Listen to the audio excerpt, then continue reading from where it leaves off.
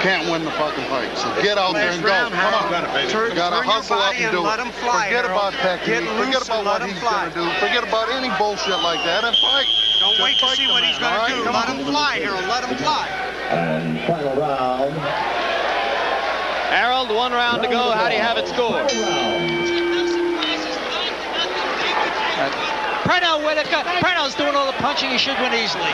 So you've got him winning all 9 rounds, Harold? All 9 rounds, Jim. Absolutely a shutout. Brazier's corner told him to forget about technique. Get out there and win this fight. And he tried for a minute. Told him in no uncertain terms. And he's right. Time out for jabbing and counter punching. It's time to just fight. Fight. Win this thing in 3 minutes or less. Well, all of Harold Brazier's movements in the ring show you, as Larry has pointed out, that he is made, not born as a fighter. Self-made. It's remarkable that a man could enter the sport at age 24 and become the kind of polished boxer that Harold Brazier is. But he never had the natural gifts that make Pernell Whitaker different.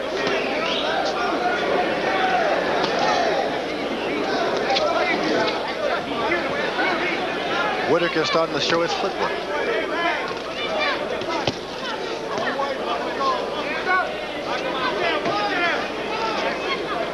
Brazier's going after the guy, but occasionally it's like running into a bolt of lightning.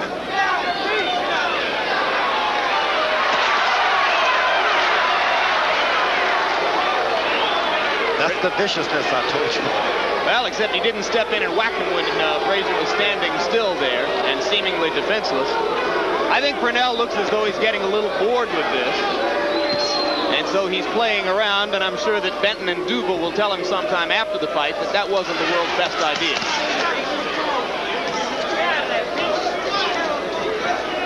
Brazier at this point is simply taking too much punishment to have a chance to take advantage of it. Pernell almost fell down. Almost fell down. You said it right. Still a lot of movement. He's playing tricks with his feet. Knows he has the fight won. His corner didn't even tell him to go out there and get a knockout. Keep boxing. The crowd is looking forward to seeing Meldrick Taylor and Glenwood Brown. They have a pretty clear picture of who's won this fight.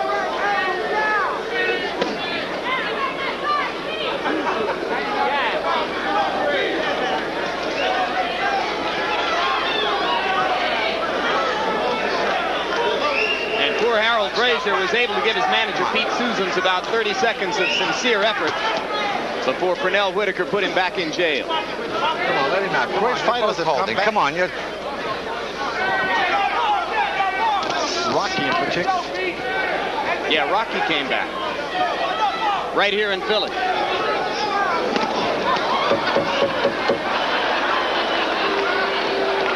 High break. That wasn't nice.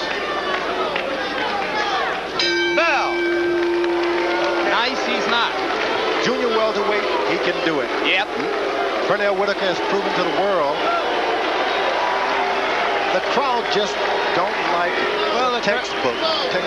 Well, the crowd wasn't entertained unless they were purists, but there are a lot of purists here in Philadelphia. No, but those people who are booing Larry are booing for exactly the same reason that Teddy Brenner didn't want to put Harold Johnson in the ring at Madison Square Garden, right? Perfection. You win it, baby. You win it. That's the new thing.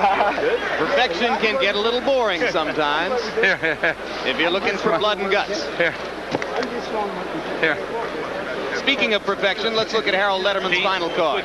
Well, Jim, thank you very much. I didn't really think it was a difficult fight to score. I had it 100-90, 10 rounds to nothing, favor of Pernell Whitaker. I think he was just too busy, did all the punching. I thought the closest Harold Brazier came to winning a round was possibly in the 10th round, where Pernell Whitaker looked like he was going to go down. But even still, Pernell took it away from him and won that round. A shutout for Whitaker. You agree, George? I can tell you this. Pernell Whitaker wanted not only to win this fight, but prove that he can go the distance, go to the toe, anything to win this fight, but prove that he can go the distance, go to the toe, anything. All the things he did as a... I tell you, Bill, go ahead. Tell him what you were saying now. Tell him what you were saying now. Go ahead. Go ahead. Tell him what you were saying now. The shy and retiring Lou Duva as Pernell lean out of the ring to chat with the ultimate Philadelphian. former Temple University football star Bill Cosby. Bill Cosby's got to make a comeback. Bill Cosby doesn't need to make a comeback. He's never left. Let's go to ring announcer Michael Buffer for the official decision. Ladies and gentlemen, here is the official scoring. Lincoln Carter scores about 190. That's the same score from Ron Greenlee, 190. And George Hill scores at 191 for the winner by unanimous decision. Come on, let's go. Pernell Sweet Pea Whitaker. So 2 judges had the same shutout as Harold Letterman, and 1 judge gave Brazier the benefit of 1 even round. And we look at final punch stat numbers. You'll see that Whitaker threw almost exactly 100 punches per round. Landed only 32% of them. He's been up well above 40% in several fights. But Brazier's a pretty good defensive fighter. He was able only to throw 618 punches, and that's a big enough difference right there to account for the victory for Whitaker, who stands by now with Larry Merchant. All right, Pernell, everybody saw this as a perfect fight. Do you think it was almost too perfect for the crowd? I think it was almost, I think I was perfect. You know, people like technician boxing. And that's what I came out here and gave them. You know, everybody, you know, it's tough to fight when people want to see knockouts all the time. But I think the people enjoyed it. I'd like to say, first of all, happy birthday to my sister Cindy. And hi to my boys Dominic, Pernell, and Don Tavius. And that's it. We describe this as the first fight of the rest of your life because you're going to now stay in this division. What is your future? Who do you want to fight? Which champion? I think the people want to see the Whitaker-Chavez fight. I think I'm going to go back home. Hey, and I'm going to go to Jonesboro. I'm going to get stronger. And I'm going to get better. This was my first fight at 140 legitimately. And I felt pretty good. Will you fight Rosario or Pineda if Chavez is not available? I think I would look forward to fighting. The next biggest fight would be an Edwin Rosario fight. Like I said, you know, people want to see in '92 what HBO paid for us to do, and that's the round robin. Let's go. I moved up to this weight so that there would be no argument about whether I was still lightweight, and those guys wouldn't come back down. I moved up to 140 so it can happen. Now it's up, you know, the fans want to see it. And I think we should stop cheating the fans and come on with the bigger fights. Thank you very much, Pernell. Let's go on back down to ringside and some bigger guys. All right, so Pernell Whitaker takes care of his business, and now as we await the WBA Welterweight Championship fight between Meldrick Taylor and Glenwood Brown, let's take a nod toward another major sporting event in the United States coming up next weekend, as I am joined at ringside by number 34 Thurman Thomas of the Buffalo Bills and the world-class defensive end Bruce Smith. And Bruce, I'll start with you because that's your close buddy, Pernell Whitaker, who just won that fight. What about his performance in a new weight class? Well, I thought it was great. You know, he's moving up to a new weight class for the first time, and he had to come out and establish himself, and I think he did a very good job of doing that.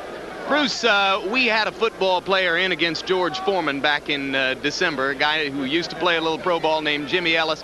Lots of football players have thought that they could do this. You spent so much time in the gym with Pernell and Meldrick and Evander. Have you tried it? I've tried it, but I'm glad I wasn't in the ring with George. Hey, take that from a 290-pound man with some of the quickest hands in the sport. What about you, Thurman Thomas? You ever try this? Never. I remember one time my cousin was an amateur boxer, and we went about 10 seconds, and I was on the floor in about 10 seconds. A lover, not a fighter. Thurman, a year ago, you go into the Super Bowl after huge wins in the playoffs, just dominating opponents, and you